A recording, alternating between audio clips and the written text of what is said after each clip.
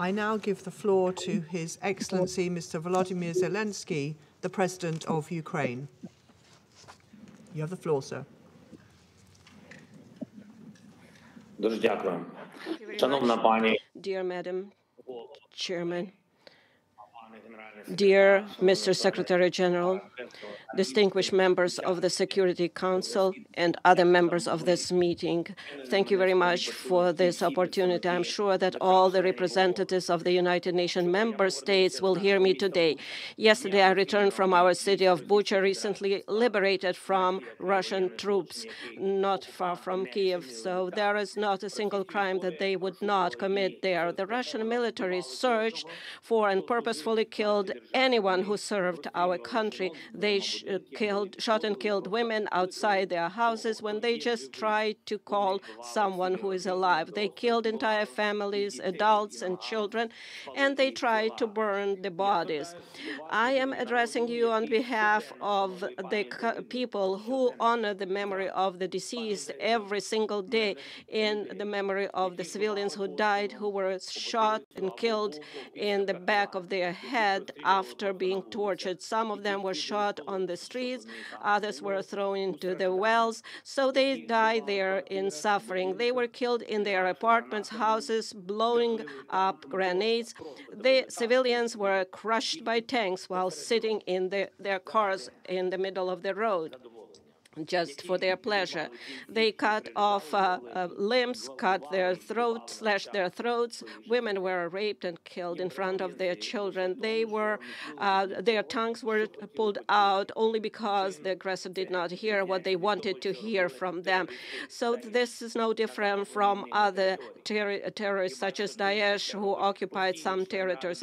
And here it is done by a member of the United Nations Security Council, destroying internal unity, borders, countries, and taking the right of more than a dozen of countries who are self-determined and independent. They pursue a consistent policy of destroying ethnic and religious diversity. They inflame wars and deliberately lead them in such a way that to kill as many regular civilians and cities, to leave the country where they deploy their troops in ruins and filled with mass graves. You all see that. And they support hatred at the level of the state and seek to export it to other countries through their system of propaganda and political corruption. They provoke a global food crisis that could lead to famine in Africa, Asia, and other countries, and will surely end in large-scale political chaos in many countries, and destroying their domestic security. So where is the security that the Security Council needs to guarantee? It's not there, although there is a Security Council. So where is the peace? Where are those guarantees that the United Nations needs to guarantee? It is obvious that the key institution of the world, which must ensure the coercion of any aggressor to peace, simply cannot work effectively. Now the world can see that what Russian military did in Bucha while keeping the city under their occupation, but the world has yet to see what they have done in other occupied cities and regions of our country. Geography might be different or various, but cruelty is the same, crimes are the same, and accountability must be inevitable. Ladies and gentlemen, I would like to remind you of Article 1, Chapter 1 of the UN Charter. What is the purpose of our organization? Its purpose is to maintain peace and make sure that peace is adhered to. And now the UN Charter is violated literally, starting with the Article 1. And if so, what is the point of all other articles? Today, as a result of Russia's actions in our country, in Ukraine, the most terrible war crimes of all times we see since the end of World War II, and they are being committed. Russian troops are deliberately destroying Ukrainian cities, to ashes with artillery and airstrike. They are deliberately blocking city, creating mass starvation. They deliberately shoot columns of civilians on the road trying to escape from the territory of hostilities. They even deliberately blow up shelters where civilians hide from airstrikes. They are deliberately creating conditions in the temporarily occupied territories so that as many civilians as possible are killed there. The massacre in our city of Bucha is only one, unfortunately, only one of many examples of what the occupiers have been doing on our land for the past 41 days. And there are many more cities, similar places where the world has yet to learn the full truth. Mariupol, Kharkiv, Chernobyl, Tyrka, Borodyanka, and dozens other Ukrainian communities. Each of them is similar to Bucha. I know, and you know perfectly well, what the representatives of Russia will say in response to the accusations of these crimes. They have said that many times. The most significant was after the shooting down of the Malaysian Boeing over Donbass by Russian forces with Russian weapons, or during the war in Syria. They will blame everyone just to justify their own actions. They will say that there are various versions, different versions, and it is impossible to establish which one of those versions is true. They will even say that the bodies of those kills were allegedly thrown away and all videos are staged. But it is 2022 now. We have conclusive evidence. So there are satellite images. We can conduct full and transparent investigation. That is what we are interested in. Maximum access for journalists, maximum cooperation with international institutions, involvement of the International Criminal Court, complete truth and full accountability. I'm sure that every member state of the UN should be interested in this. For what? In order to punish once and for all those who consider themselves privileged and believe that they can get away with anything. So show all the other potential war criminals in the world how they will be punished. If the biggest one is punished, then everyone is punished. Why did Ukraine come to Ukraine? I will tell you, because Russia's leadership feels like colonizers. In ancient times, they need our wealth, our people. Russia has already deported hundreds of thousands of our citizens to their country. They abducted more than 2,000 children, just simply conducted those children and continue to do so. Russia wants to turn Ukraine into silent slaves. The Russian military are looting openly the cities and villages that they have captured. This is wide-scale looting. They are stealing everything, starting with food, ending with earrings, gold earrings that are pulled out and covered with blood. We are dealing with a state that is turning the veto into the UN Security Council into the right to die. This undermines the whole architecture of global security. It allows them to go unpunished. So they are destroying everything that they can. So if this continues, the countries will rely only on the power of their own arms to ensure their security, and not on international law, not rely on international institutions. The United Nations can be simply closed. Ladies and gentlemen, are you ready to close the UN? Do you think that the time of international law is gone? If your answer is no, then you need to act immediately. The UN Charter must be restored immediately. The UN system must be reformed immediately so that the veto is not the right to die, that there is a fair representation in the Security Council of all regions of the world. The aggressor must be brought to peace immediately. Determination is needed. The massacre from Syria to Somalia, from Afghanistan to Yemen and Libya, that should have been stopped a long time ago, to tell you the truth. If tyranny had at least once received such a response to the war it had waged, it would have ceased to exist, and honest peace had been guaranteed after it, and the world would have changed for sure.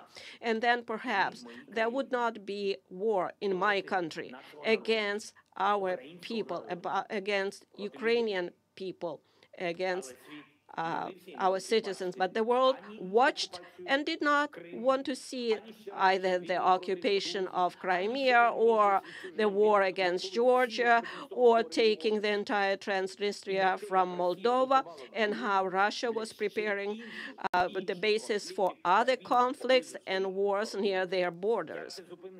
How to stop it?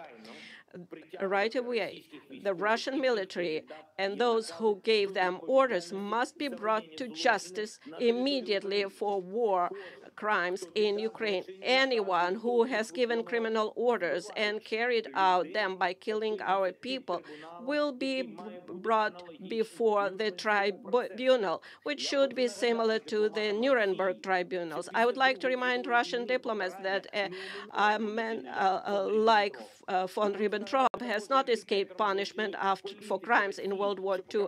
I would also like to remind you that Adolf Eichmann also did not go unpunished. Nobody of them escaped the punishment. But the main thing is today it's time to transform the system, the United Nations. So therefore, I propose to convene a global conference, and we can do it here in peaceful Kyiv in order to determine how we are going to reform the world security system, how we will rely, how do we establish guarantee of recognition of borders and integrity of states and countries, how we will assert the rule of international law.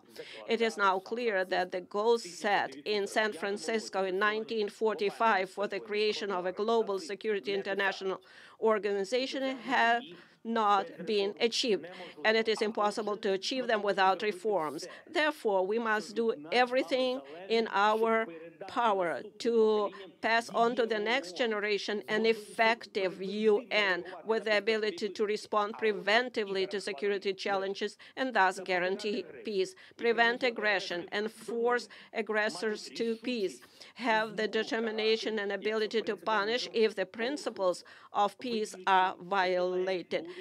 There can be no more exceptions or privileges. Everybody must be equal. All participants of international relations, regardless of economic strength, geographical area, and individual ambitions. The power of peace must become dominant, the power of justice and the security power, as humanity has always dreamed of it. Ukraine is ready to provide a platform for one of the main offices of the newly updated security system, as similar to the Geneva office that deals with human rights, and Nairobi office that deals with environmental protection. And in Kyiv, we can have U-24 office that can specialize in preventive measures to maintain peace. I would like to remind you of our peaceful mission in Afghanistan. When we, Ukrainians, evacuated from that country more than 1,000 people from at our own expense. It was a very difficult phase, and Ukraine came to their help. We took in people of different nationalities, ethnic groups, different faiths, Afghan citizens of European countries, U.S., Canada. We did not look who needed help. Was it one of our own or somebody else? We helped all of them. We saved everyone. If every time there was a need, everyone in the world would be confident that help would come, the world would be definitely safer. Therefore, Ukraine has the moral right to propose a reform of the world security system. We have proven that we helped others not only happy time, but in dark times too. And now we need decisions from the Security Council for peace in Ukraine.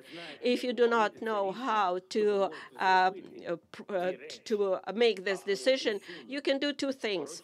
Either remove Russia as an aggressor and a source of war, so it cannot block decisions about its own aggression, its own war, and then do everything that we can do to establish peace. Or the other option is, please show how we can reform or change, dissolve yourself, and work for peace. Or if there is no alternative and no option, then the next option would be dissolve yourself altogether. And I know that you can admit that if there is nothing that you can do besides conversation, we need peace. Ukraine needs peace, Europe needs peace, and the world needs peace. And finally, I would kindly ask you very much to watch this short video.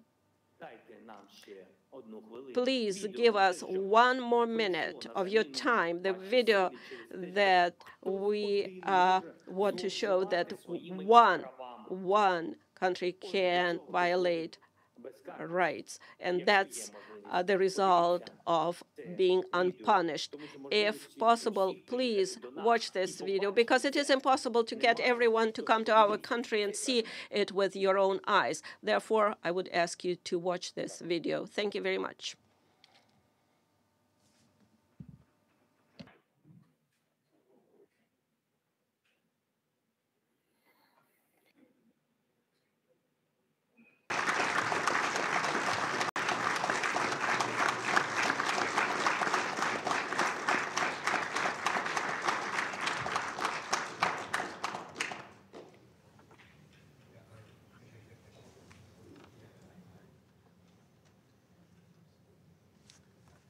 The video. They have the video. They have.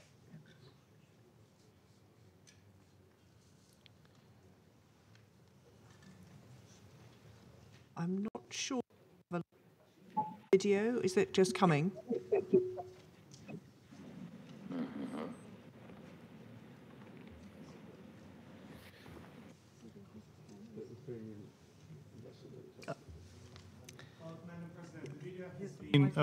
Uploaded to the technicians of the Security Council. So they have it in their possession.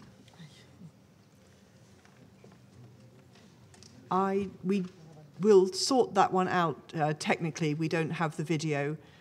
So I propose that while we sort that out, I thank His Excellency Mr. Zelensky for his compelling and powerful remarks. We will come back to the video when we've sorted out the technical issues around it. And may I say,